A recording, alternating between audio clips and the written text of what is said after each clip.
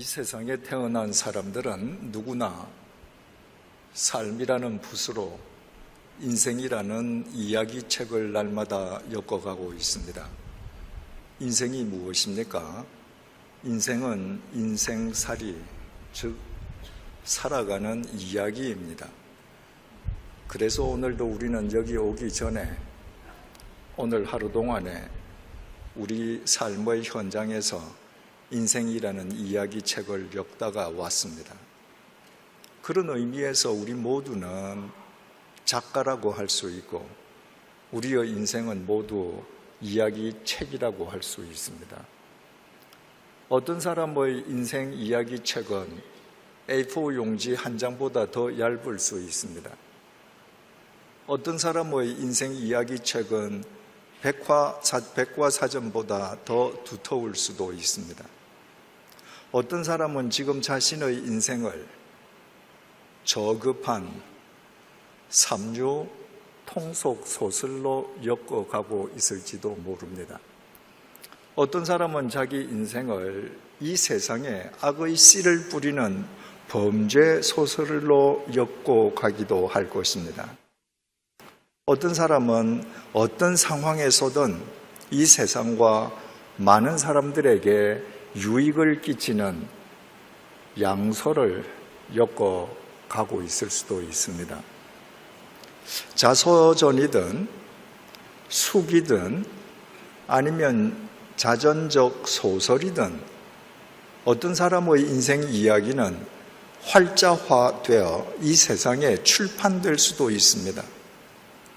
그러나 거의 절대 다수 사람들의 인생 이야기 책은 활자화되지 않습니다. 그러면 활자화되지 않은 인생 이야기 책은 그냥 소멸되고 맙니까? 그렇지 않습니다. 요한계시록 20장 12절 말씀을 새번역 성경으로 제가 읽어드리겠습니다. 나는 또 죽은 사람들이 큰 자나 작은 자나 할 것 없이 다 그 보좌 앞에 서 있는 것을 보았습니다. 그리고 책들을 펴놓고 또 다른 책 하나를 펴놓았는데 그것들은 생명의 책이었습니다. 죽은 사람들은 그 책에 기록되어 있는 대로 자기들의 행위대로 심판을 받았습니다. 우리 각자가 우리 삶으로 엮어가는 인생 이야기 책이 우리가 세상을 떠난 뒤에 이 세상에서는 흔적도 없이 소멸될 수 있습니다. 그러나 하나님의 말씀인 성경은 우리 삶의 이야기는 하나님 나라의 책에 낱낱이 기록된다고 말씀하고 계십니다. 우리 각자는 지금 그동안 어떤 인생 이야기 책을 엮어왔습니까? 지금이라도 우리 생이 끝나버린다면 쓰레기처럼 버려질 인생 이야기 책입니까? 아니면 우리가 떠난 뒤에도 누군가에게 삶의 이정표로 살아남을 이야기 책입니까? 하나님의 진노를 부를 이야기 책입니까? 아니면 하나님으로부터 칭찬받을 이야기 책입니까? 중요한 사실은 우리 각자가 우리 삶으로 우리 인생 이야기 책을 바르게 엮어가기 위해서는 대전제 조건이 있다는 것입니다. 그 대전제 조건은 인생이 무엇인지 인생에 대해서 바른 이해를 가진 사람만 인생 이야기 책을 바르게 엮어갈 수 있다는 것입니다. 바꾸어 말씀드리면 아무리 내가 아침부터 밤까지 열심히 사는 것처럼 내 자신이 생각해도 궁극적으로 인생이 무엇인가 내가 알지 못하고 살아간다고 하면 하나님 보시기에 인정받을 만한, 하나님으로부터 인정받을 만한 인생 이야기 책을 엮어갈 수는 없다는 말입니다. 그래서 오늘 밤에 성경을 토대로 성경이 우리에게 일깨워주고 있는 인생의 의미는 과연 무엇인가 우리 함께 사색하고 숙고해 보고자 합니다. 첫째로 인생은 갑옷 솔기입니다. 갑옷은 적군의 창검 혹은 활로부터 자기 자신을 보호하기 위해서 군인이 입는 옷입니다. 그러나 모든 군인들이 다 똑같은 갑옷을 입는 것은 아닙니다. 계급에 따라서 갑옷이 달라집니다. 계급이 높아질수록 갑옷의 재질과 공법이 더 견고해집니다. 어떤 나라이든 한 나라에서 가장 견고하고 강한 갑옷은 왕이 입는 갑옷입니다. 왕의 갑옷은 그 나라에서 갑옷을 만드는 최고의 장인이 만들어냅니다. 만들어내는 것으로 끝나지 않습니다. 왕이 입는 갑옷을 만들어내는 장인은 갑옷을 다 만든 뒤에 왕이 보는 앞에서 반드시 시연을 해야 합니다. 자기가 갑옷을 입고 창에 찔려 봐야 합니다. 칼을 맞아 봐야 합니다. 화살을 맞아 봐야 합니다. 그때 자신이 만든 갑옷이 창이나 활이나 검에 뚫리면 자기가 죽는 겁니다. 생명을 걸고 만들지 않을 수 없습니다. 그 갑옷의 솔기는 갑옷의 조각과 조각을 잇대어서 철사나 가죽끈으로 연결한 부분을 솔기라고 합니다. 갑옷을 금속으로 만들든지 아니면 가죽으로 만들든지 갑옷을 한 덩어리로만 만들 수 없습니다. 가령 왕의 갑옷을 쇠붙일 한 덩어리로 만들었다. 입지도 벗지도 못합니다. 그러므로 입고 벗기에 편하도록 입고서도 얼마든지 손을 마음대로 팔을 마음대로 움직일 수 있도록 갑옷은 금속이든 가죽이든 몇 조각을 붙여서 만듭니다. 그 조각과 조각을 연결한 부분이 솔기인데 말하자면 솔기는 견고하기 짝이 없는 갑옷에서 가장 연약한, 취약한 부분입니다. 쉽게 말하자면 갑옷의 아킬레스건이 바로 갑옷 솔기입니다. 여러분, 인생은 한 나라에서 가장 강하고 견고한 갑옷이 아닙니다. 인생은 갑옷이 아니라 그 갑옷에서 가장 취약한 부분, 그 갑옷의 아킬레스건인 갑옷 솔기입니다. 이것이 성경이 우리에게 일깨워 주는 것입니다. 이스라엘 북왕국에서 가장 패역한 왕은 아합 왕이었습니다. 우상을 섬기는 이방 여인 이세벨을 왕비로 맞아들인 뒤에 그 이세벨의 계략에 빠져버렸습니다. 그녀의 계략을 따라서 선량하기 짝이 없는 나보옷이라고 하는 사람을 모함해서 죽이고 그 포도원을 강탈하는 패역 무도한 짓을 했습니다. 하나님께서 그 아합 왕의 패역함을 못 보시겠습니까? 그 유명한 엘리야 선지자를 하나님께서 아합에게 보내셨습니다. 열왕기상 21장 18절에서 19절입니다. 너는 일어나 내려가서 사마리아에 있는 이스라엘의 아합 왕을 만나라.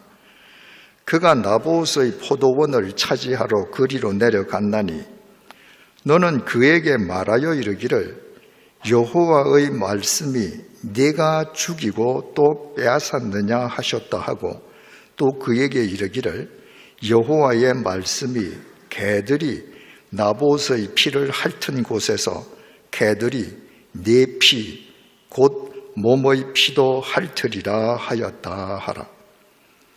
하나님께서 엘리야 선지자를 보내어서 너 그렇게 지금 패역하게 살지? 너 계속 그렇게 살면 너 피를 개들이 핥을 거야.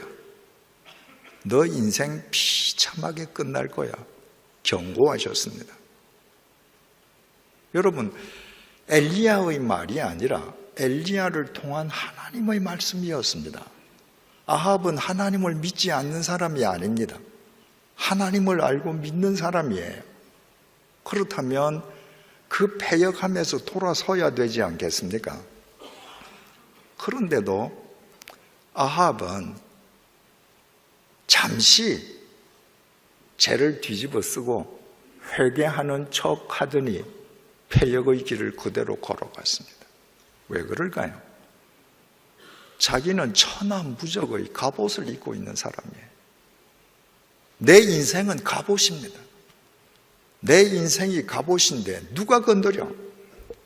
하나님인들 건드릴 수 있으랴?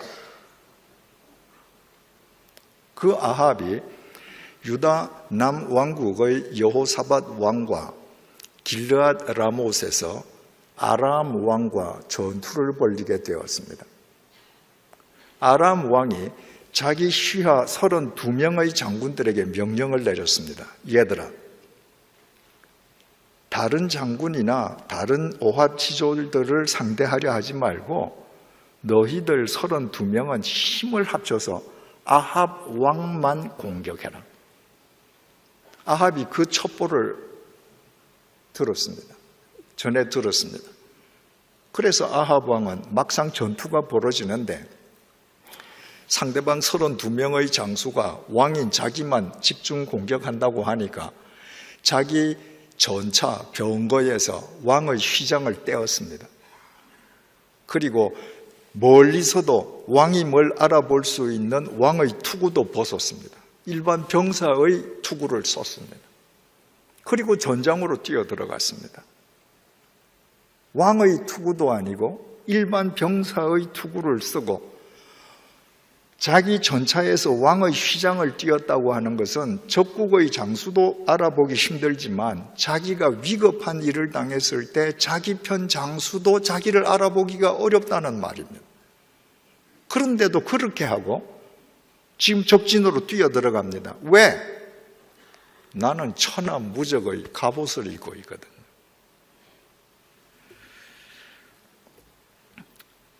열왕기상 22장 34절입니다. 한 사람이 지금 전투가 막 벌어졌습니다.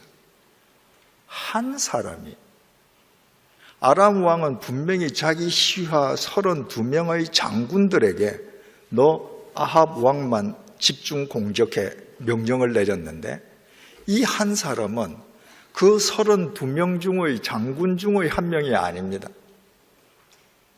그냥 아람 군대의 사병이에요. 계급도 이름도 없습니다. 무명의 사병이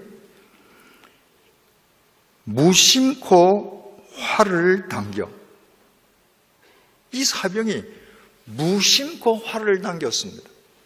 우리말 성경에 무심코라고 번역이 되어 있어서 이게 대체 무슨 의미인가 쉽게 와닿지 않습니다. 히브리 말로는 토음이라고 기록되어 있습니다. 토음이라고 하는 말은 마구잡이로 당겼다는 말입니다. 여러분, 요즘도 재래식으로 전투가 벌어지는 그런 곳이 국제적으로 그런 나라들이 있지 않습니까?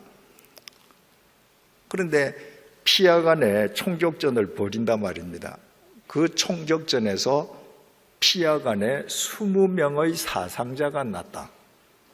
그러면 서로 총을 쏘다가 적군, 아군 합쳐서 20명이 다치거나 죽었다면 적군과 아군이 사용한 총탄은 작으면 20발, 많으면 그 한 몇 배, 한 몇십 발 정도밖에 안 될 것 같죠. 그런데 피하간에 사상자가 20명이 나려고 하면요, 실제로 전쟁터에서는 총탄이 수백 발 소요됩니다. 많게는 수천 발 소요되는 경우도 있습니다. 왜 그렇겠습니까? 다치고 죽은 사람은 겨우 20명밖에 없는데, 여러분, 전쟁은 영화가 아닙니다. 영화를 보면 전투를 벌이는데 주인공들 다 눈 똑바로 뜨고 총 쏘잖아요. 실제 전투 현장은 그렇지 않습니다. 피하간에 겨냥도 하지 못하고 고개 숙이고 총만 쏘는 거예요. 마구잡이로 쏘는 겁니다. 마구잡이로 쏜 총에 맞은 사람들이 그날 전투에서 20명이다. 이 말이 됩니다. 옛날 전투도 똑같았습니다. 화살이 비처럼 쏟아져 오는데 그 화살을 누가 눈을 똑바로 쳐다보고 활을 당깁니까? 방패 뒤에 숨어서 마구잡이로 당기는 겁니다. 아람의 이름 없는 한 병사가 마구잡이로 화살을 하나 쏘았습니다. 그 화살이 어떻게 되었는가? 한 사람이 무심코 활을 당겨 이스라엘 왕의 갑옷 솔기를 마친지라. 이름 없는 군인이 마구잡이로 화살을 쏘았는데 이 화살이 아합 왕의 갑옷에 가서 맞았으면 아합 왕은 죽지 않았습니다. 그 화살이 어디에 가서 명중했는가? 솔기에 맞았습니다. 갑옷과 갑옷 사이에 이연 부분에 맞았습니다. 가장 취약한 부분에 화살이 명중해서 들어간 겁니다. 그 솔기를 뚫고 화살이 아합의 가슴팍에 꽂혔습니다. 여러분, 세계에서 가장 명사수가 멀리 갑옷을 입고 있는 사람의 솔기를 겨냥해서 맞추려고 하면 맞출 수 있겠습니까? 그런데 아합은 천하무적의 왕의 갑옷을 입고 날아오는 화살이 솔기에 맞아서 가슴팍에 화살을 맞게 되었습니다. 왕이 그 병거 모는 자에게 이르되 내가 부상하였으니 내 손을 돌려 내가 전쟁터에서 나가게 하라 하였으나 35절입니다. 이날에 전쟁이 맹렬하였으므로 왕이 병거 가운데 붙들려 서서 아람 사람을 막다가 저녁에 이르러 죽었는데 상처의 피가 흘러 병거 바닥에 고였더라. 36절에서 37절입니다. 왕이 죽음에 그의 시체를 메어 사마리아에 이르러 왕을 사마리아에 장사하니라. 그 병거를 사마리아의 못에서 씻음에 개들이 그의 피를 핥았으니 여호와께서 하신 말씀과 같이 되었더라. 거기는 창기들이 목욕하는 곳이었더라. 화살을 맞는 순간에 아합은 자기가 죽었다는 걸 절감했습니다. 그래서 자기 곁에 있는 병사에게 빨리 나를 피신시키라고 했는데 너무 적진 깊숙이 들어가서 피신시킬 수 없었습니다. 죽었습니다. 장사를 치렀습니다. 그런데 그의 피가 그가 타고 있던 전차에 흥건히 젖을 정도로 흘러 있었습니다. 개들이 그 피를 핥았습니다. 여러분, 아합이 만약 자기 인생이 갑옷 솔기라는 사실을 알았더라면, 약한 갑옷 솔기인 줄을 알았더라면 하나님이 엘리야를 보내어서 당신의 말씀을 주실 때 하나님을 향해 180도 돌아섰을 것입니다. 그러나 그는 자기가 갑옷이라고 생각했습니다. 그러나 그는 갑옷이 아니었습니다. 아람 군인, 이름도 없는 무명 군인 한 명이 마구잡이로 쏜 화살에 갑옷 솔기가 맞아서 그날로 세상을 끝내고 말았습니다. 예수님께서 이 땅에 계실 때입니다. 한 사람이 예수님을 찾아와서 청탁을 넣었습니다. 자기 형제하고 재산 싸움이 붙었는데 자기 형제에게 이야기해서 아버지 유산을 좀 잘 나누도록 형제에게 좀 압력을 넣어달라는 거예요. 여러분, 예수님께서 형제의 재산 싸움이나 해결해 주시려고 이 땅에 오셨습니까? 예수님께서 이렇게 말씀하셨습니다. 누가복음 12장 14절입니다.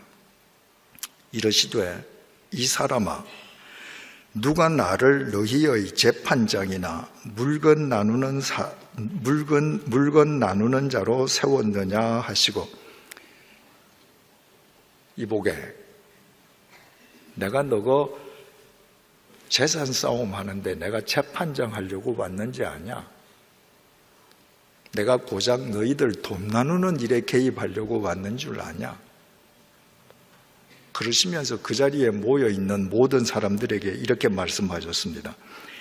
누가복음 12장 15절입니다. 그들에게 이르시되 삼가 모든 탐심을 물리치라. 사람의 생명이 그 소유의 넉넉한 데 있지 아니하니라 하시고, 사람들을 향해서 모든 탐심을 물리쳐라. 지금 형제가 재산 놓고 싸우는 게 이거 지금 탐심 때문이거든요. 그러면서 예수님께서 말씀하셨습니다. 사람의 생명이 그 소유의 넉넉한 데 있지 않다.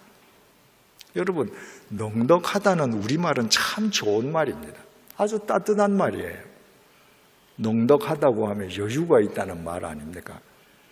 넉넉한 마음, 넉넉한 사고, 넉넉한 삶에서 모든 나눔이 나오지 않습니까?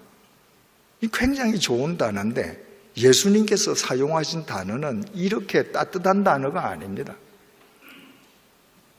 우리말 성경으로 사람의 생명이 그 소유의 넉넉한데, 넉넉하다는 의미로 번역된 헬라어 동사 페리슈오는 넉넉하다는 의미가 아니라 과잉으로 철철철 흘러 넘치는 상태를 의미합니다.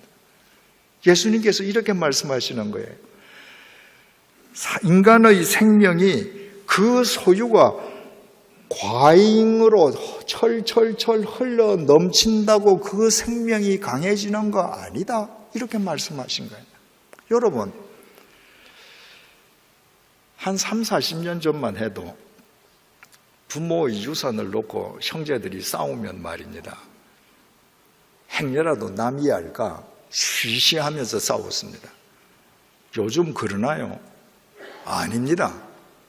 공개적으로 싸웁니다. 형 친구들은 형 편 들고요. 동생 친구들은 동생을 위해서 기도해 줍니다. 근데 여러분, 이 예수님의 말씀을 잘 놓고 생각해 보세요. 아버지의 유산을 놓고 형제들이 철천지 원수가 되어서 싸우는 그 사람들이 먹을 것이 없어서 생존 때문에 싸웁니까? 아닙니다. 아버지가 남긴 유산을 놓고 지금 콩 한 조각을 서로 나누어 먹어야 하는 생존에 직면한 사람들은 아버지 유산 놓고 싸우지 않습니다. 그들은 오손도손 살아갑니다. 아버지 유산 놓고 싸우는 사람들은 이미 자기 재산이 있는데 자기 재산 더 과잉으로 철철철철 흘러 넘치게 하려고 싸웁니다.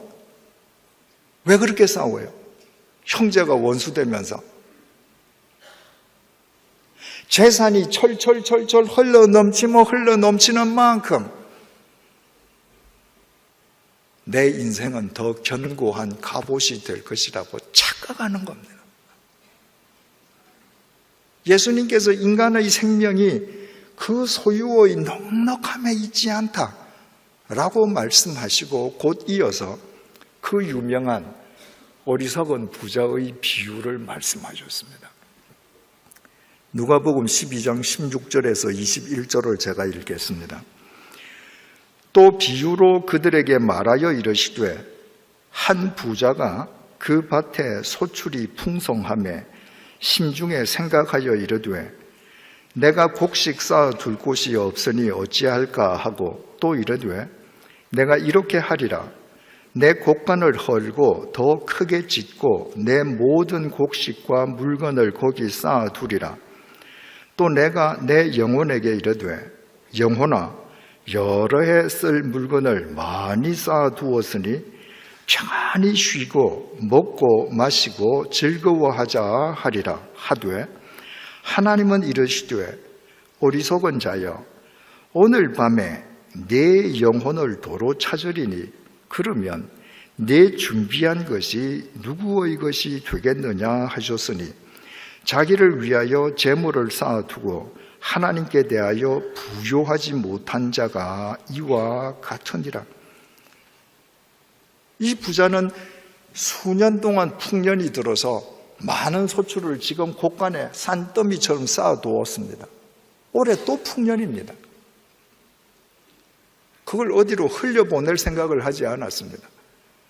곳간을 더 크게 짓고 더 많이 쌓아둘 것을 생각했습니다. 그리고 이제 내가 재산을 산더미처럼 여러 해 먹을 것을 쌓아두었으니 이제 내 영혼이 즐겁게 먹고 마시자 천년만년 살 줄 알았습니다. 자기 곳간에 쌓은 재산이 많기 때문에 자기 인생은 갑옷이라고 생각했습니다. 그런데 하나님께서는 바로 그날 밤에 그의 생명을 데리고 가셨습니다. 그는 갑옷 솔기였습니다. 그가 만약에 자기 인생이 갑옷 솔기인 줄 알았더라면 곳간을 더 크게 짓고 소유를 더 많이 쌓아두기보다 그것을 흘려보내는 통로가 되었을 것입니다. 시편 33편 16절입니다. 많은 군대로 구원 얻은 왕이 없으며. 여러분, 많은 군대가 있다고 하면 그 군대로 왕은 구원을 얻어야 되지 않겠습니까? 근데 구원받은 왕이 없다는 것입니다. 알렉산더 대왕이 얼마나 위대한 대왕입니까? 발칸반도 마게도니아에서 시작해서 지중해 세계를 석권하고 페르시아 제국, 지금 이란을 거쳐서 인도 북부까지 거대한 헬라 제국을 만들었습니다. 그의 군대는 가는 데마다 연전, 연승, 천하 무적이었습니다. 당시 세계에서 가장 강력한 군대를 갖고 있었습니다. 그런데 알렉산더는 33살에 죽었습니다. 왜 죽었죠? 열병으로 죽었습니다. 그 몸에 침투한 열병 바이러스를 그가 그토록 자랑하던 천하 무적의 군대가 막아주지 못했습니다. 그 인생은 갑옷 솔기에 지나지 않았기 때문입니다. 많은 군대로 구원 얻은 왕이 없으며 용사가 힘이 세어도 스스로 구원하지 못하는도다. 용사가 몸집이 크고 힘이 세면 스스로 구원하는가? 못한다. 골리앗은 키가 2m 73.5입니다. 누가 이기겠습니까? 그런데 자기 자신을 구원하지 못했습니다. 오히려 골리앗이 거인인 만큼 다윗에게는 더 마치기 좋은 표적이었습니다. 돌멩이 하나에 그 인생이 끝났습니다. 골리앗도 갑옷 솔기였습니다. 여러분, 돈을 좀 갖고 계십니까? 권력을 좀 갖고 계십니까? 재물을 산더미만큼 쌓아두셨습니까? 그러나 잊지 마십시오. 여러분들이 세상의 것을 아무리 많이 지니고 있다고 해도 여러분의 인생은 갑옷이 아니라 갑옷 솔기에 지나지 않습니다. 이 사실을 깨닫는다면 경제적이든 육체적이든 어떤 의미에서든 내가 지금 고난을 당하고 내가 지금 괴로움을 당하고 내가 지금 아픔을 당하는 문제가 있다면 그 문제야말로 내가 갑옷이라고 착각하지 않고 겸손하게 갑옷 솔기임을 늘 기억하면서 살게 해주시려는 주님의 은혜임을 알게 됩니다. 여러분, 바울처럼 위대한 사도가 또 있었습니까? 신약시대에. 날 때부터 선천성 하반신 마비자도 일어날 뿐만 아니라 죽은 자도 살리지 않습니까? 그를 통해 복음이 지중해 세계로 퍼져나가지 않습니까? 주님께서 그 바울을 얼마나 사랑하셨으면 그렇게 사용하셨겠습니까? 주님께서 그토록 사랑하신다면 바울이 강철 같은 육체와 건강을 지니게 해주셔야 되지 않습니까? 그러나 바울은 죽을 때까지 지병에 시달렸습니다. 바울이 자기의 병이 떠나가게 해달라고 주님께 3번을 간절히 기도했습니다. 그 3번의 기도가 한 달씩 작정하고 3번 기도했는지 일주일씩 금식 기도를 3번 했는지 그건 우리가 알지 못합니다. 그러나 바울인 만큼 정말 주님 앞에 진액을 짜가면서 기도했을 것임은 분명히 알 수 있습니다. 그런데 주님께서 안 고쳐주셨습니다. 바울이 하나님 내가 당신을 위해서 이렇게 충성하는데 이 기도도 안 들어주시나요? 원망하지 않았습니다. 3번에 걸친 자기의 기도가 응답되지 아니할 때 바울은 도리어 주님께 이렇게 감사하며 기도합니다. 고린도후서 12장 9절에서 10절 말씀을 공동번역으로 읽어드리겠습니다. 그러나 주님께서는 너는 이미 내 은총을 충분히 받았다. 내 권능은 약한 자 안에서 완전히 드러난다 하고 번번이 말씀하셨습니다. 그래서 나는 그리스도의 권능이 내게 머무르도록 하려고 더없이 기쁜 마음으로 나의 약점을 자랑하려고 합니다. 나는 그리스도를 위해서 약해지는 것을 만족하게 여기며 모욕과 빈곤과 박해와 곤궁을 달게 받습니다. 그것은 내가 약해졌을 때 오히려 나는 강하기 때문입니다. 바울은 일평생 지병을 지니고 살았기 때문에 단 한 번도 자기가 갑옷이라는 착각을 하지 않았습니다. 자기는 갑옷 솔기에 지나지 않음을 매일매일 고백하고 자기가 갑옷 솔기에 지나지 않기 때문에 겸손하게 주님의 도우심만을 구하면서 살아가는 바울이 될 수 있었습니다.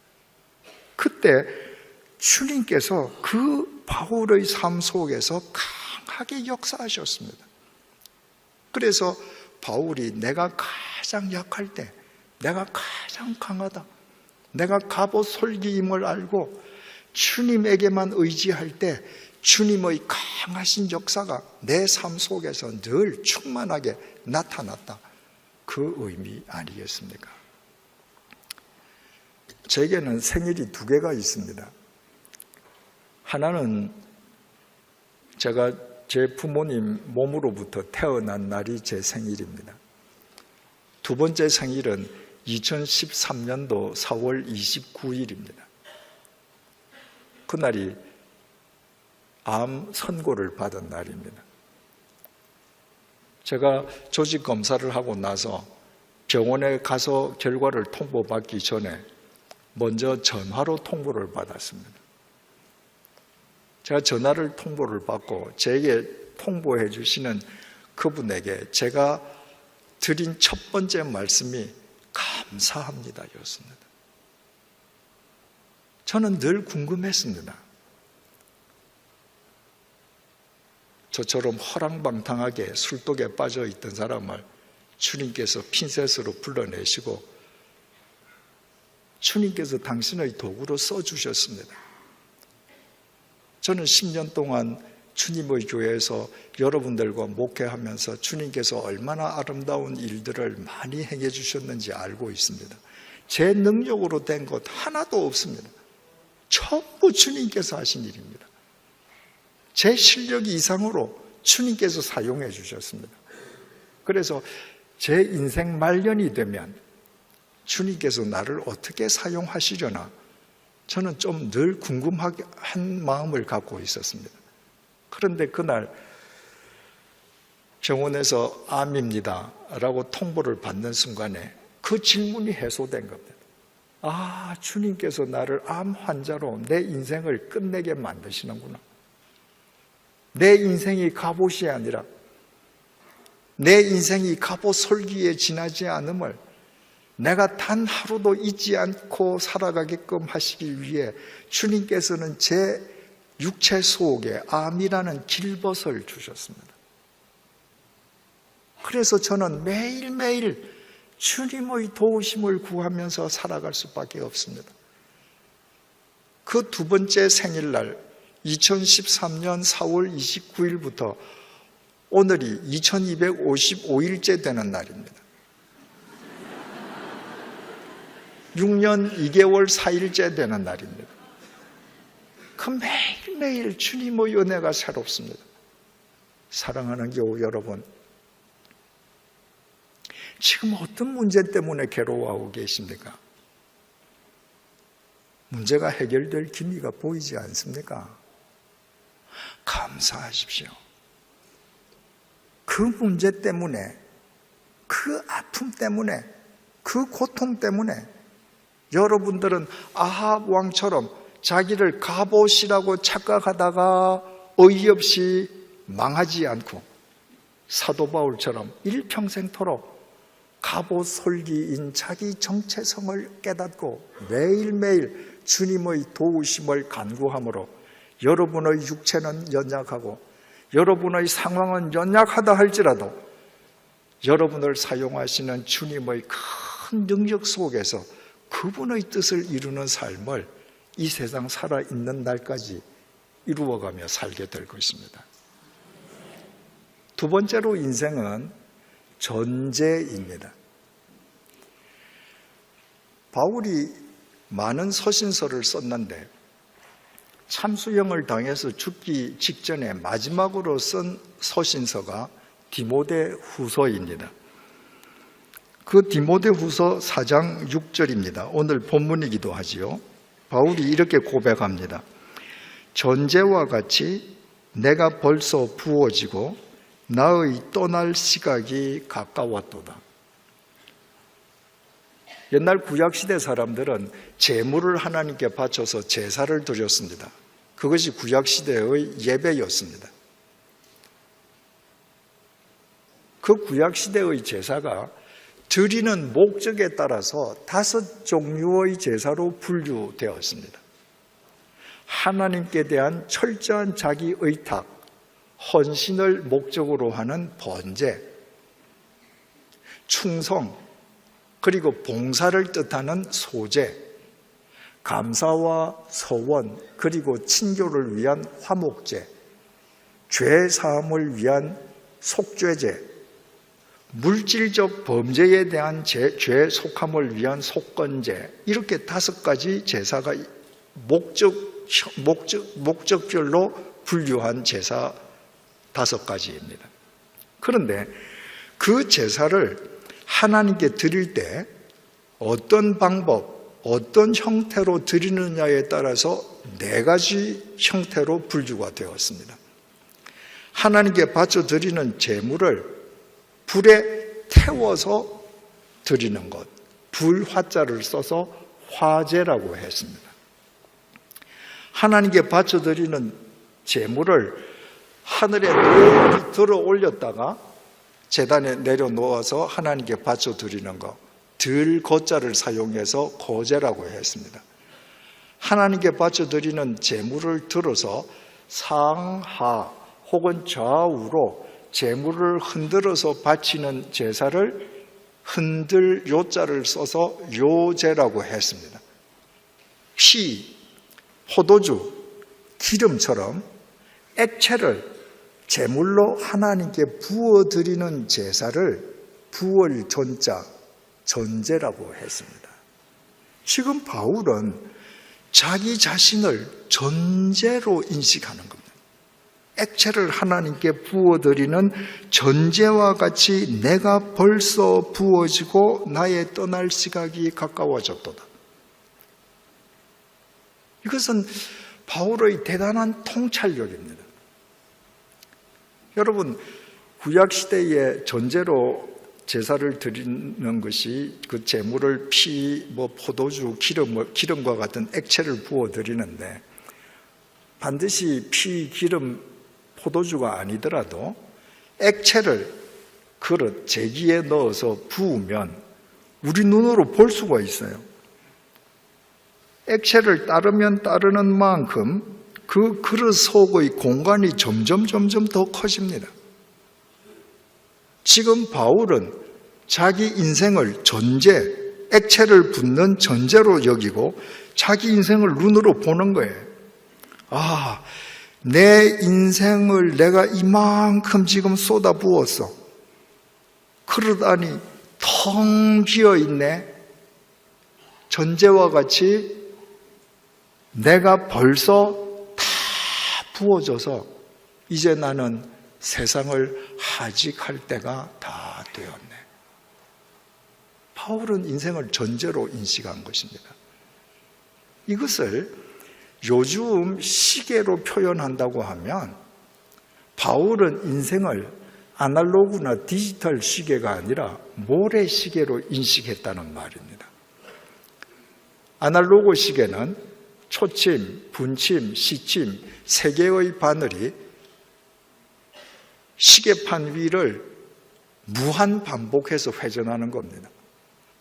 디지털 시계는 0부터 59까지의 숫자가 무한 반복으로 나타납니다. 그래서 디지털 시계든 아날로그 시계든 그 시계를 보면 계속 오는 시간만 나타납니다. 지나간 시간은 나타나지 않습니다. 그 시계를 보고 내가 바울처럼 내 인생이 전제처럼 다 부어졌네? 아날로그 디지털 시계에 절대 나타나지 않습니다. 디지털 시계와 아날로그 시계에는 오는 시간만 계속 1초 나타나기 때문에 그 시계를 보면 마치 내가 1000년 만년 살 것처럼 착각하게 만듭니다. 그런데 모래시계는 형태부터 다릅니다. 모래시계는 삼각형의 유리병이 역방향으로 서로 엇물려 있습니다. 밑 유리병에 모래가 가득 차 있습니다. 한 인간이 태어난 순간입니다. 태어난 순간부터 그 모래시계 위에 있는 모래가 아래로 떨어지기 시작합니다. 모래시계의 특성은 모래시간만 떨어진 시간의 공간이 눈으로 확인된다는 것입니다. 여러분, 저는 제 인생 모래시계가 제 눈에 보입니다. 제 인생 모래시계 윗 유리병은 만 70년 2개월 21일만큼 텅 비어 있습니다. 그 시간은 절대 리필되지 않습니다.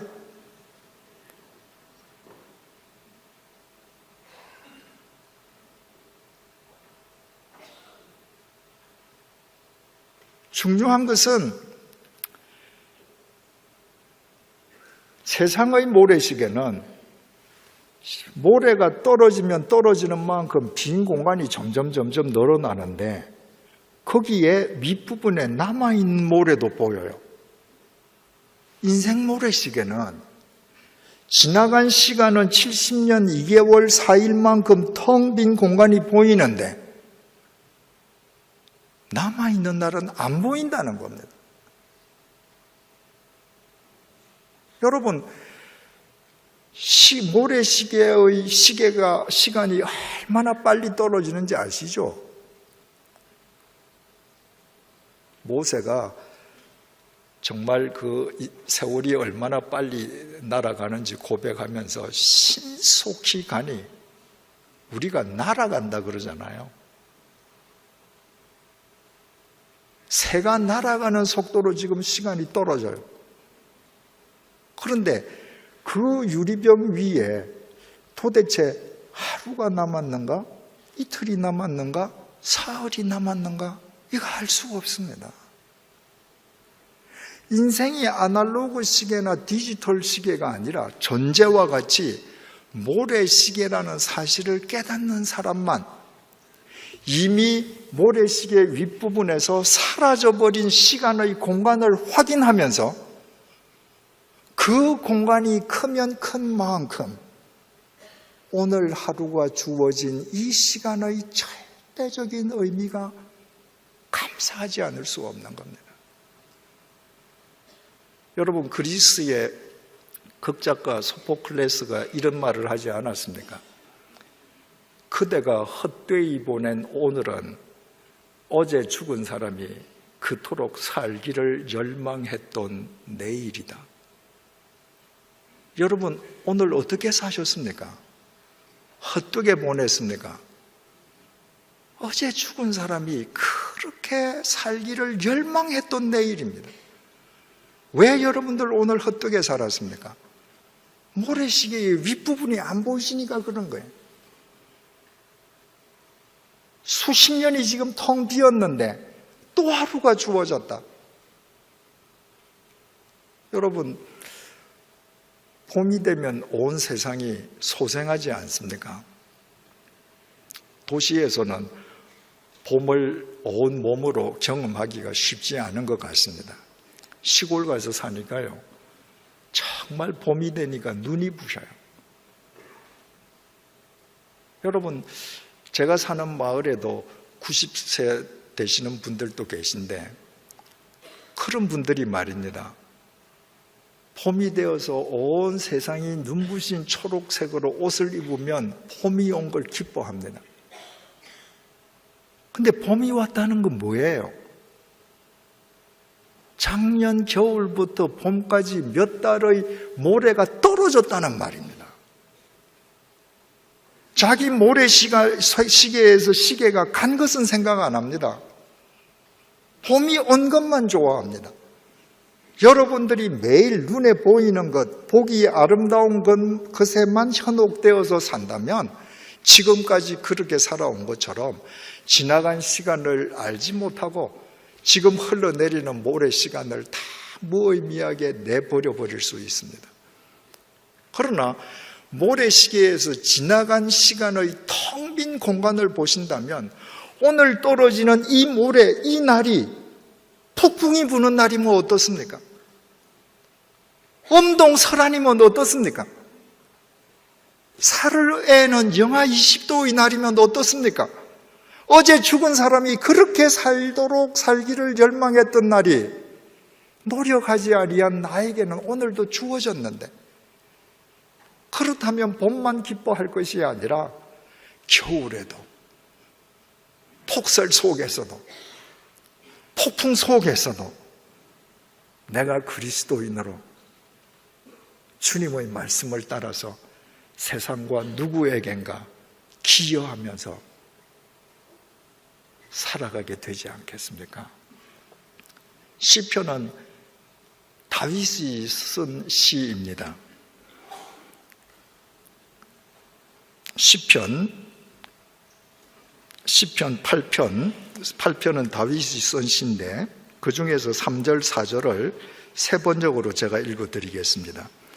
주님께서 손수 만드신 저 큰 하늘과 주님께서 친히 달아놓으신 저 달과 별들을 내가 봅니다.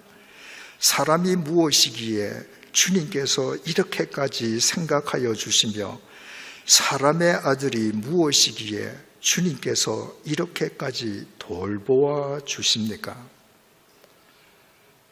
바울은 매일매일 하루하루가 주어진다는 것, 다윗은 그게 감격해서 주님께서 어떻게 사람을 이렇게 돌보아 주십니까? 하고 노래했습니다. 제가 아까 말씀드리지 않았습니까? 제 인생 모래시계는 이미 만 70년 하고도 더 많은 날들이 뻥 뚫려 있습니다. 앞으로 몇 날이 저에게 있을는지 저는 알지 못합니다. 그런데 아침에 일어나서 눈을 뜨면 또 하루가 제게 주어진 것입니다. 제 평생에 한 번도 맞아본 적이 없는 새날이 또 하루 주어졌습니다. 그래서 블라인드를 올리고 창밖을 내다볼 때 이 시편 8편은 다윗의 고백이 아니라 인간 이재철이 70년을 산 이재철이의 고백이 되는 것입니다. 주님께서 손수 만드신 저 큰 하늘과 주님께서 친히 달아놓으신 저 달과 별들을 내가 봅니다.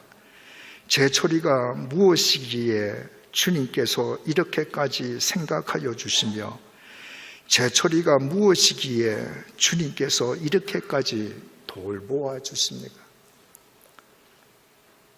그 모래시계에 또 하루의 모래가 떨어지게 해주신 그 주님의 은혜를 내가 감사한다고 하면 비록 나이는 들고 병든 육체는 쇠퇴해 간다 할지라도 그래도 뭔가 오늘 또 하루 내가 발딛고 있는 이 세상에 내가 살고 있는 내 마을에 기여하는 삶을 살려고 애쓰지 않겠습니까? 여러분 매일매일 하루하루가 여러분에게 주어지는데 여러분 인생이 모래시계라는 사실을 알지 못하고 매일매일 하루하루를 여러분의 욕망을 위해서 그냥 허투루 써버린다. 그런 인생이 부러움의 대상이 될 수 있을는지 모르겠습니다. 그저 호의호식하고 아무것도 안 하고 하고 싶은 거 다 하고 그러나 하나님 보시기에 누구에겐가 기여하지 않고 살아가는 그런 인생은 이 세상에 쓰레기만 배출하는 인생에 지나지 않습니다. 제가 여러분들께 여쭤보겠습니다. 여러분들 태어나신 이래 오늘 이르기까지 깨끗한 물 얼마나 많이 마시셨습니까? 그 물 다 어디 갔습니까? 소변으로 버리셨죠. 여러분들 그동안 맛있는 음식 얼마나 많이 드셨습니까? 어디다 갔습니까? 화장실에서 다 버렸습니다. 여러분들 평생에 버린 종이는 얼마나 많습니까? 여러분들 평생에 버린 옷은 얼마나 많습니까? 버린 구두는 얼마나 많습니까? 버린 가구는 얼마나 많습니까? 여러분 인생이 모래시계임을 알지 못하고 오늘 하루 주어진 이 하루가 누군가에게 기여해야 할 절대적인 의미의 날임을 알지 못한다면 여러분들이 아무리 많은 돈을 갖고 있어도 여러분들이 주일마다 와서 봉사해도 여러분들은 태어나서 죽을 때까지 여러분들이 돈이 더 많으면 더 많을수록 더 많은 쓰레기를 세상에 배출하면서 세상을 오염시키다가만 여러분들 인생은 끝납니다. 주님께서 그런 인생 기뻐하시지 않을 것은 두말할 나위가 없습니다. 세 번째로 인생은 입김입니다. 인생이 모래시계라고 했는데 세상의 모래시계를 보면 위에 있는 모래가 다 떨어지고 나면 아래 유리병에 그대로 남아 있습니다. 그래서 인생이 모래시계라고 해도 뭔가 인생 시계가 다 끝나도 남는 것처럼 여겨집니다. 그러나 인생 모래시계는 그렇지 않습니다. 여러분들 잘 아시는 전도서 1장 1절에서 2절 말씀입니다. 다윗의 아들 예루살렘 왕 전도자의 말씀이라. 다윗의 아들이니까 솔로몬 아닙니까? 솔로몬이 뭐라고 했는가? 전도자가 이르되 헛되고 헛되며 헛되고 헛되니 모든 것이 헛되도다. 히브리 말은 중요한 사실을 강조할 때 부사가 있는데도 동일한 단어를 2번 반복해서 사용합니다. 처음에는 굉장히 원시적인 언어처럼 여겨졌습니다. 그런데 히브리 말을 배우고 읽으면 읽을수록 그게 아니야. 이게 훨씬 더 강조하는 거야. 하는 것을 알게 됩니다. 가령 솔로몬이 인생은 대단히 헛돼. 인생은 매우 헛돼. 몹시 헛돼. 라고 하는 것하고 헛되고 헛되며 헛되고 헛되나니 모든 것이 헛되도다. 어느 게 더 강조가 됩니까? 그러니까 히브리 사람들이 강조할 때 단어를 2번 반복하는 것은 제곱이거든요. 곱하기거든요. 내가 굉장히 좋으면 좋다, 좋다, 좋다, 곱하기 좋다에. 그러니까 헛되다를 5번 썼다는 것은 헛됨 5제곱이에요. 이거는 말로 표현할 수 없을 정도로 어떤 부사도 동원할 수 없을 만큼 헛되다는 것입니다. 그런데 여기에서 솔로몬이 헛되다고 말을 한 이 히브리어 단어가 헤벨인데 그 헤벨은 숨이라는 말도 되고 입김이라는 말도 됩니다. 물론 공허함, 헛됨 이런 뜻도 있지만 본래는 숨, 입김입니다. 제가 후 하고 입김을 붑니다. 분명히 열기도 느껴져요. 유리에 훅 하면 김이 소리기도 합니다. 근데 이게 있습니까? 실제가 없습니다. 순식간에 사라집니다. 인생이 그런 입김이라는 거예요. 다윗이 시편 39편 5절에서 이렇게 고백합니다. 주께서 나의 날을 한 뼘 길이만큼 되게 하시매. 여러분 3000년 전에 다윗은 70년을 살았습니다. 목사님, 다들 부채질 하시는데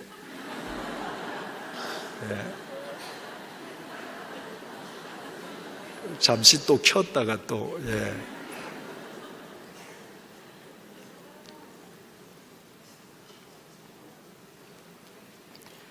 3000년 전에 다윗이 70년을 살았는데 그 당시로서는 엄청나게 장수한 겁니다.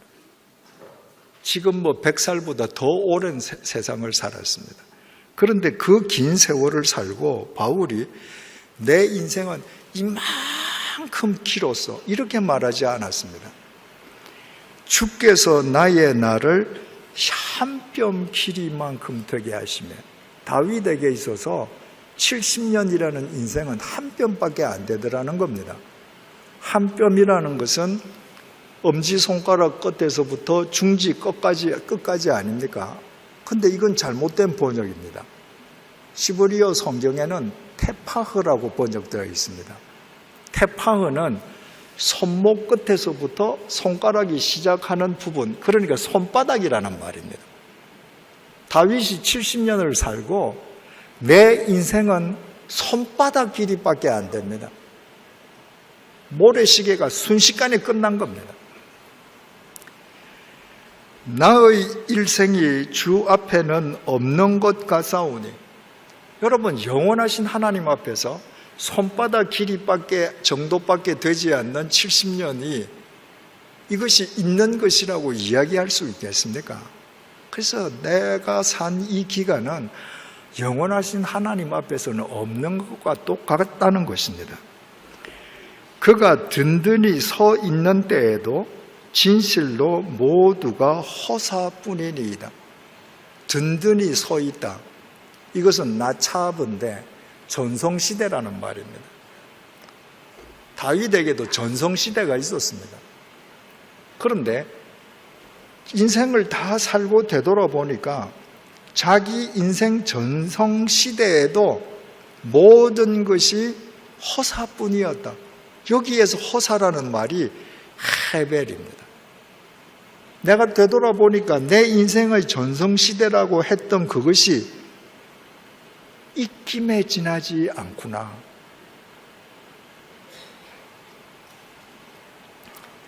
다윗은 또 시편 62편 9절에서 이렇게 고백합니다. 세 번역으로 읽어드릴게요. 신분이 낮은 사람도 입김에 지나지 아니하고, 신분이 낮은 사람, 가난한 사람, 그 사람 인생 입김에 지나지 않는다는 거예요. 그러면 좀 부자, 좀 힘 있는 사람은 인생이 뭔가 달라야 되지 않겠습니까? 그런데 이렇게 이야기합니다.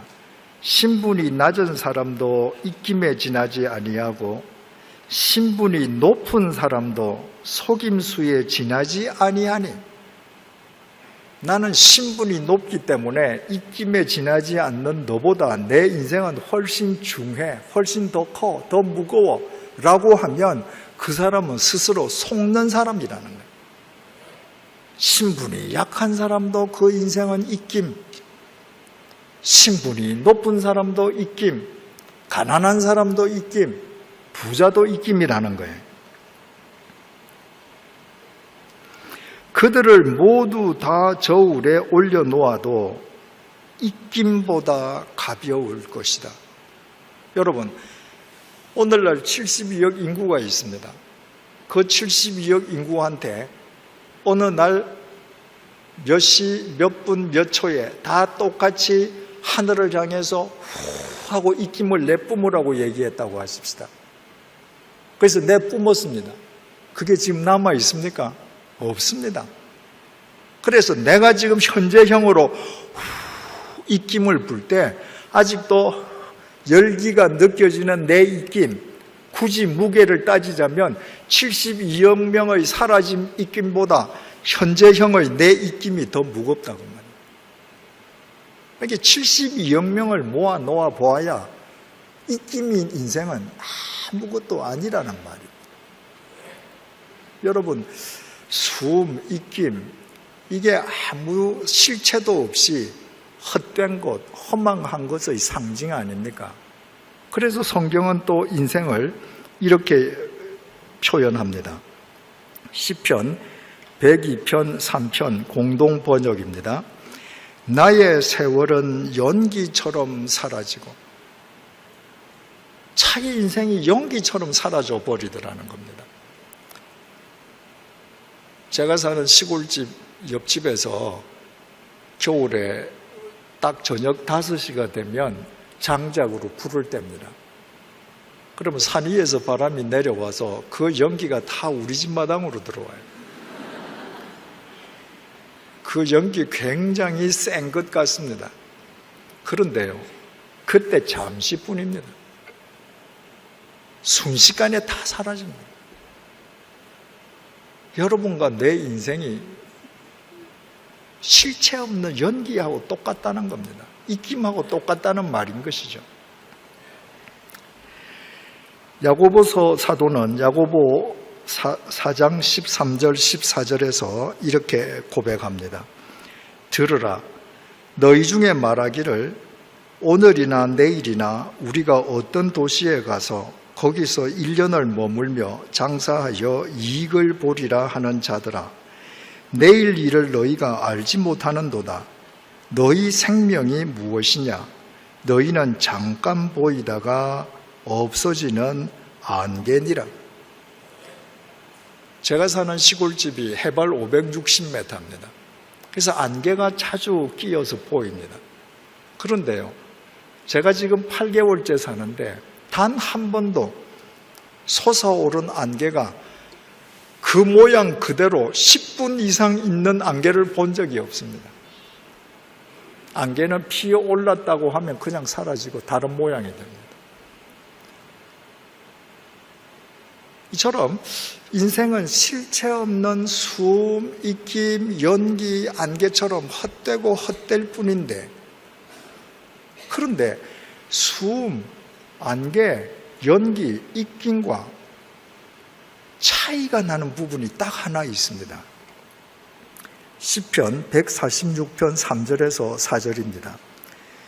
부인들을 의지하지 말며 도울 힘이 없는 인생도 의지하지 말지니 그의 호흡이 끊어지면 흙으로 돌아가서 그날에 그의 생각이 소멸하리로다.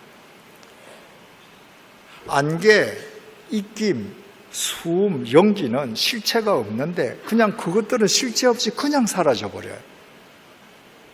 인생은 실체 없는 안개, 연기, 입김, 숨과 똑같은데 그런데 인생은 흙으로 소멸되는 과정이 있습니다.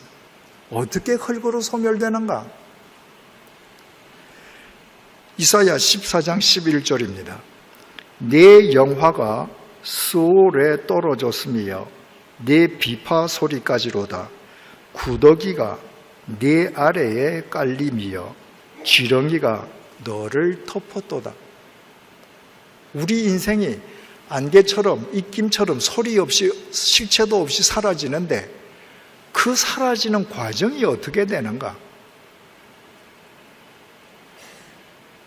구더기를 요로 삼고 지렁이를 입을 삼고 그렇게 형체도 없이 사라져갑니다. 여러분들 아무리 잘 살아도 여러분들이 아무리 많은 것을 갖고 있어도 여러분이 죽고 나서 매장하면 여러분의 시신은 구더기 밥이 되고 지렁이 밥이 되는 것입니다. 이게 인생입니다. 이 인생의 실체를 바로 아는 사람만 자기 입김을 의지하지 아니하고 영원하신 하나님의 생기로 자기 인생 이야기책을 엮어가게 되는 것입니다. 창세기 2장 7절입니다. 여호와 하나님이 땅의 흙으로 사람을 지으시고 생기를 그 코에 불어넣으시니 사람이 생명이 되니라. 하나님께서 흙으로 사람을 지으셨습니다. 그리고 그 흙으로 만들어진 사람의 코에 당신의 생기를 후 하고 불어넣어 주셨습니다. 흙 플러스 하나님의 생기 이퀄 하나님의 생명이 되었습니다. 근데 인간이 죄를 짓고 하나님의 생기를 상실해버렸습니다. 생명에서 빼기 하나님의 생기를 하니까 남는 게 뭡니까? 흙밖에 안 남습니다. 그래서 천하장상도 그냥 구더기, 지렁이 밥이 되는 거로 그 인생은 안개처럼 입김처럼 소멸되는 겁니다. 그걸 안다고 하면 우리는 어떻게 해야 되겠어요? 본래 하나님께서 에덴 동산에서 흙의 코 속에 불어주셨던 그 생기 속에서 살아가야 되는 겁니다. 우리가 왜 기도합니까? 왜 성경 공부합니까? 경건 훈련이 왜 필요합니까? 우리의 육체가 구더기 밥이 될 때에도 우리를 영원히 살려주실 그 하나님의 생기를 힘입어 살기 위함이 아니겠습니까? 자기 인생이 입김에 지나지 않음을 깨닫는 사람만 매일매일 하나님의 생기로 자기 인생 이야기책을 엮어갈 수 있습니다. 마지막으로 인생은 떠남입니다. 인생이 수음, 입김처럼 순식간에 사라져버리고 인간의 육체, 고깃덩어리가 구더기와 지렁이의 밥이 되는 것으로 인생이 끝나버리는 것으로 모든 것이 종결되어 버린다면 유물론이 맞습니다. 그러나 우리는 유물론주의자가 아닙니다. 다윗이 열왕기상 2장 1절에서 2절을 통해 이렇게 아들 솔로몬에게 유언을 남깁니다. 세 번역으로 읽어드리겠습니다. 다윗은 세상을 떠날 날이 가까워서 아들 솔로몬에게 유언을 하였다. 나는 이제 세상 모든 사람이 가는 길로 간다. 너는 굳세고 장부다워야 한다. 다윗도 자기 인생이 모래시계처럼 시간이 쭉쭉쭉 떨어져 내리는 거, 전제처럼 다 부어지는 거 알고 있었습니다. 자기 떠날 때가 된 것을 자기가 알았습니다. 그래서 떠날 준비를 하고 자기 살아 생전에 아들에게 왕위를 양위해 주었습니다. 그리고 그 아들에게 얘기를 합니다. 내가 이제 세상 모든 사람들이 가는 길로 가게 되었다. 흔히 오해하듯이 다윗이 말한 세상 모든 사람이 가는 길이 죽음의 길, 공동묘지의 길을 의미하지 않습니다. 다윗이 시편 23편 6절에서 이렇게 고백합니다. 내 평생에 선하심과 인자하심이 반드시 나를 따르리니 내가 여호와의 집에 영원히 살리로다. 다윗은 하나님의 집에 영원히 살리라. 자기가 영원히 살아야 할 곳은 하나님의 집임을 알고 있었습니다. 이 시편 23편 6절을 새 번역이 더 쉽게 이렇게 번역했습니다. 진실로 주님의 선하심과 인자하심이 내가 사는 날 동안 나를 따르리니 나는 주님의 집으로 돌아가 영원히 그 집에서 살겠습니다. 다윗은 세상을 지금 떠나는데 떠나서 어디를 가야 하는가? 그 방향, 목적지를 알고 있었습니다.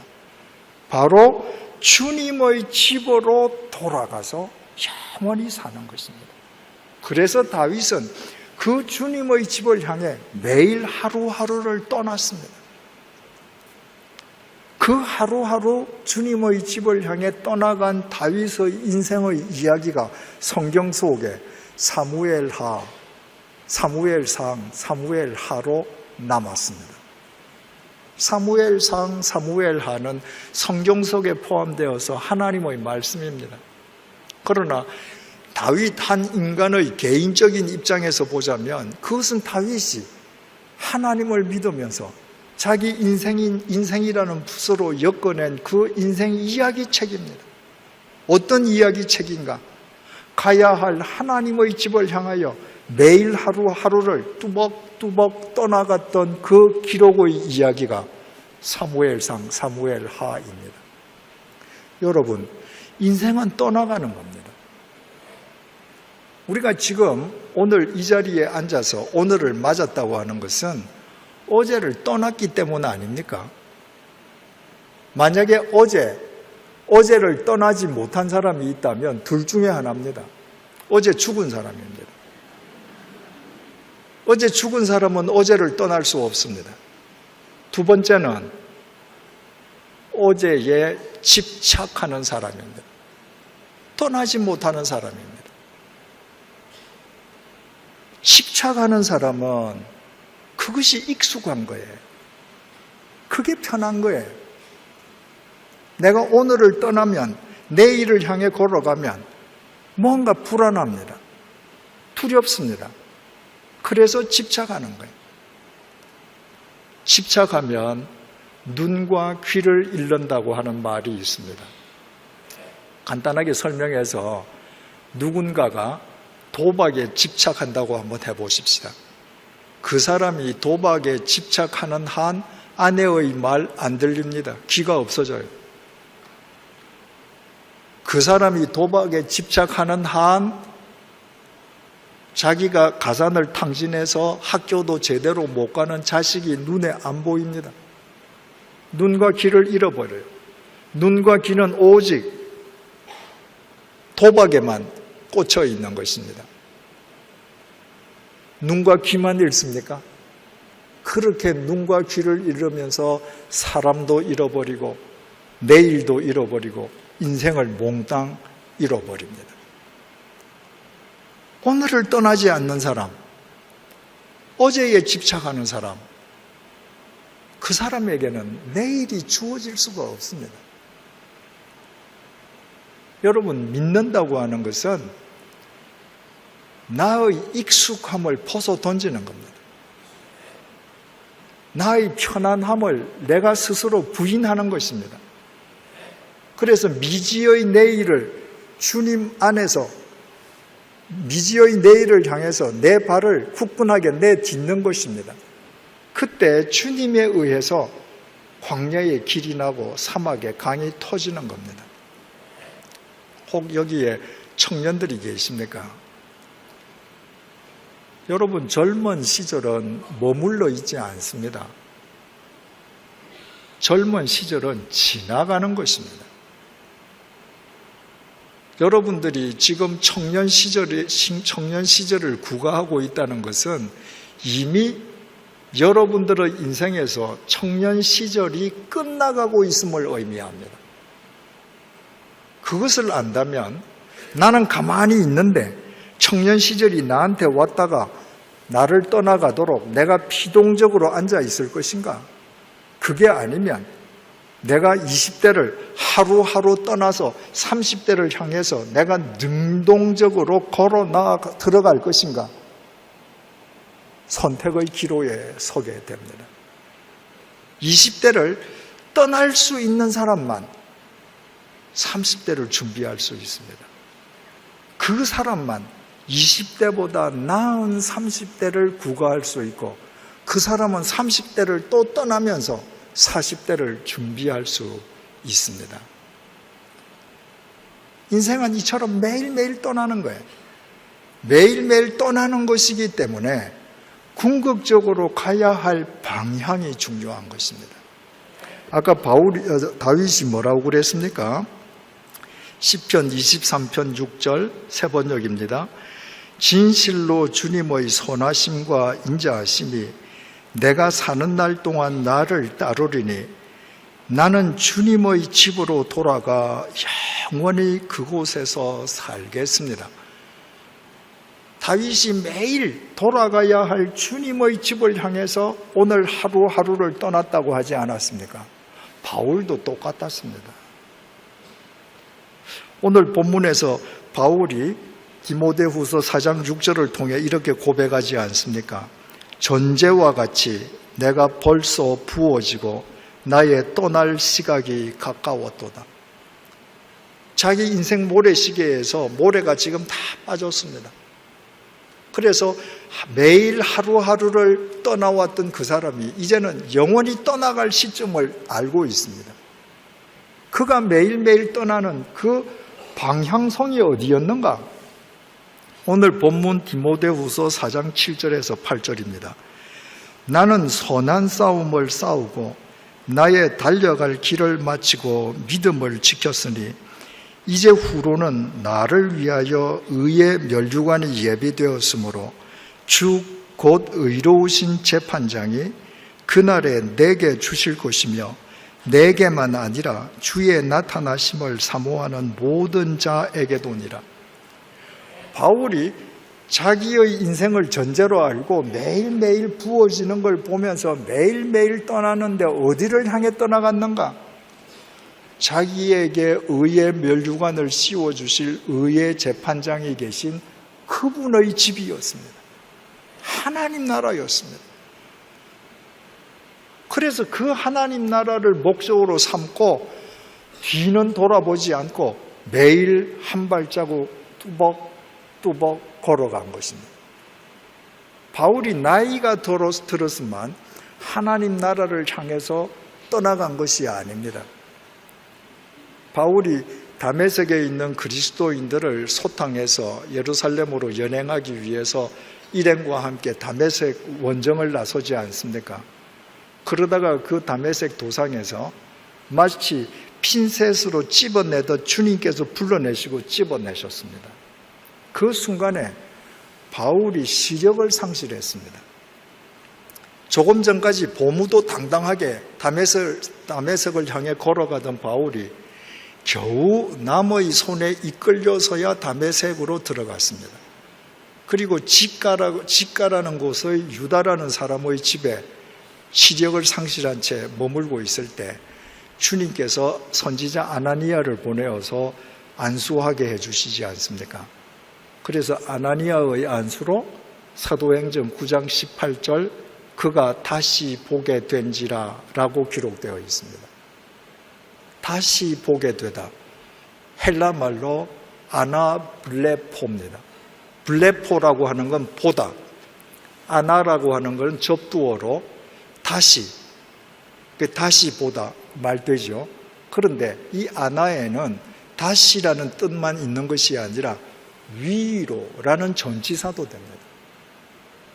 바로 다메섹에서 주님께 사로잡혀서 시력을 상실하고 다메섹에 들어가서 주님께서 시력을 회복하는 순간부터 바울은 위를 향해 시선을 고정시켰습니다. 그 나라를 향해서 주님께서 부르시는 대로 한 걸음 한 걸음 매일매일 오늘을 떠나면서 살았습니다. 그 삶의 이야기가 사도행전으로 기록되어 남았습니다. 사도행전 역시 하나님의 말씀입니다. 그러나 바울이라는 한 개인의 입장에서 보자면 주님의 부르심을 받은 이후에 자기 삶이라는 붓으로 인생이란 이야기책을 엮은 바울의 인생의 이야기책이 된 것입니다. 이처럼 여러분들께서 인생은 오늘에 집착하는 것이 아니라 내일을 향해 오늘을 과감하게 떠나가는 것임을 알고 매일매일 하나님 나라를 향해 떠나갈 때 여러분들의 세상의 직책, 소유의 과다 아무 상관없이 여러분을 통한 주님의 섭리가 여러분 인생 이야기책으로 매일매일 엮어져 가게 되는 것입니다. 인생은 갑옷 솔기요. 인생은 모래시계요. 인생은 덧없는 입김이요. 인생은 머물미 없이 매일매일 떠나가는 것에 지나지 않습니다. 그래서 흔히 인생을 광야길에 비유하지 않습니까? 광야는 아무도 없는데 갑옷 솔기에 지나지 않는 나, 입김에 지나지 않는 나를 이 세상에는 책임져 줄 사람이 없습니다. 그래서 이 세상은 광야입니다. 그러면 이 광야를 살아가는 갑옷 솔기에 지나지 않는 인간은 천지를 창조하신 하나님만 의지하면서 그분을 길잡이 삼아 한 걸음 한 걸음 걸어가는 것이 마땅하지 않겠습니까? 그런데 인간이 어떻게 살았습니까? 400년 동안 애굽에서 노예살이하던 이스라엘 백성이 출애굽했습니다. 그것은 그들의 능력이나 의지나 실력으로 인함이 아니었습니다.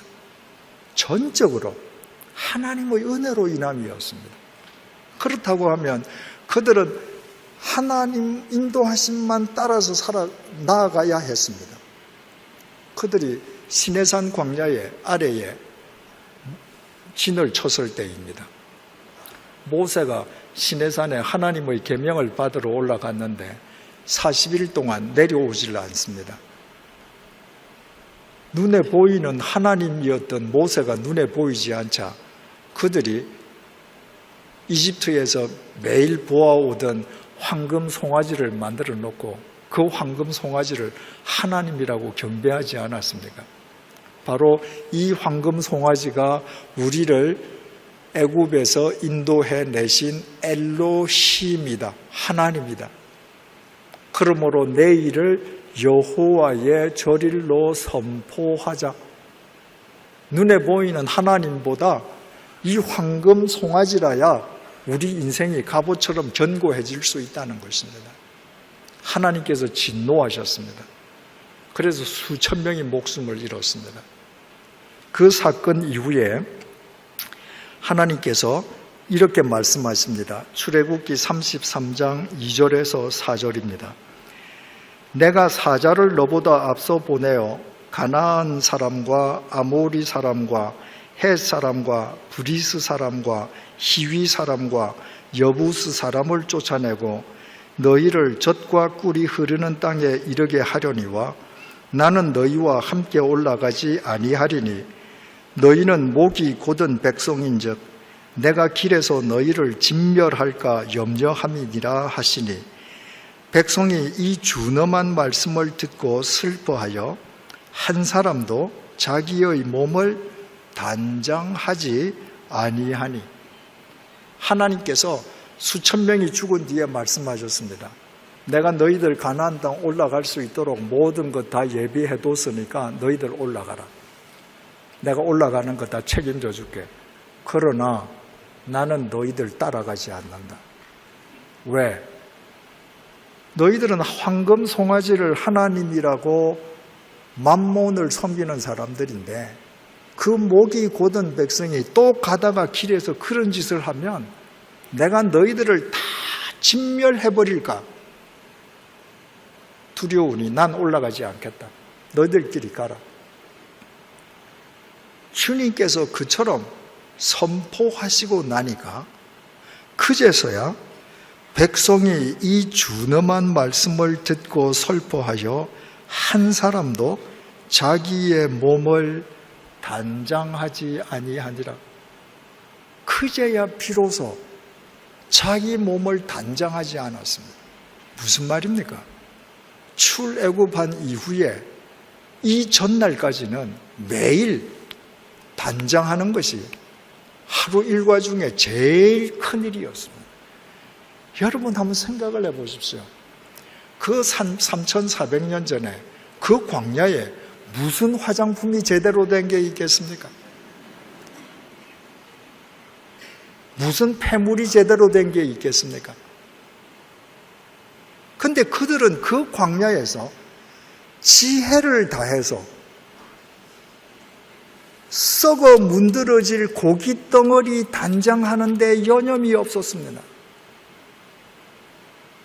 여러분, 3,400년이 지난 오늘날 참 화장품 좋죠? 얼마나 많이 개발되어 있습니까? 그러나 하나님 보시기에 어떨까요? 3,400년 전에 광야에서 화장하고 자기 몸 단장한다고 여념이 없던 그 이스라엘 백성이나 우리나 차이가 있을까요? 이거 아무리 단장해봐야 몇십 년 지나면 구더기와 지렁이 밥이 되는 고기 덩어리에 불과한데 그들이 하나님의 말씀을 쫓지 않고 자기 육체를 우상으로 삼아서 매일매일 단장하는 일을 최우선으로 삼았을 때 그들이 어떻게 되었는가? 고린도전서 10장 5절 공동 번역입니다. 그러나 하나님께서는 그들의 대부분을 못마땅하게 생각하셨습니다. 그리하여 그들은 죽어서 그 시체가 여기저기에 흩어지게 되었습니다. 여러분, 바울이 이 구절을 쓰면서 매일매일 자기를 단장하던 그들은 광야에서 다 죽었습니다. 이렇게 간단하게 쓸 수도 있었습니다. 그런데 바울은 그들은 죽어서 그 시체가 여기저기에 흩어지게 되었습니다. 고기 덩어리를 단장하는 인생의 삶이 얼마나 덧없이 끝나는지를 바울은 이렇게 명시한 것입니다. 우리가 인생이라는 이야기책을 써나가면서 하나님 없이 우리 고기 덩어리만을 위한 인생 이야기책을 써나간다고 하면 결국 우리의 인생 종결이 이들과 무슨 차이가 있을 수 있겠습니까? 이제 한 가지 이야기를 드리고 끝내겠습니다. 작년 성탄절 전날이었습니다. 그러니까 12월 24일이죠. 집에서 점심 식사를 하면서 TV를 통해서 유명한 앙드레 류 악단의 런던 공연을 보게 되었습니다. 아마 그날 런던 공연은 뭐 특별 공연, 경로 우대 공연이었던 것 같습니다. 큰 극장에서 그 앙드레 류 악단이 공연을 하는데 관객 대부분이 연세 드신 분들이었습니다. 일부는 아주 경쾌한 크리스마스 캐롤들이었습니다. 그러니까 온 극장 안이 그냥 축제의 장이었습니다. 2부가 시작되었습니다. 성가가 흘러나오기 시작했습니다.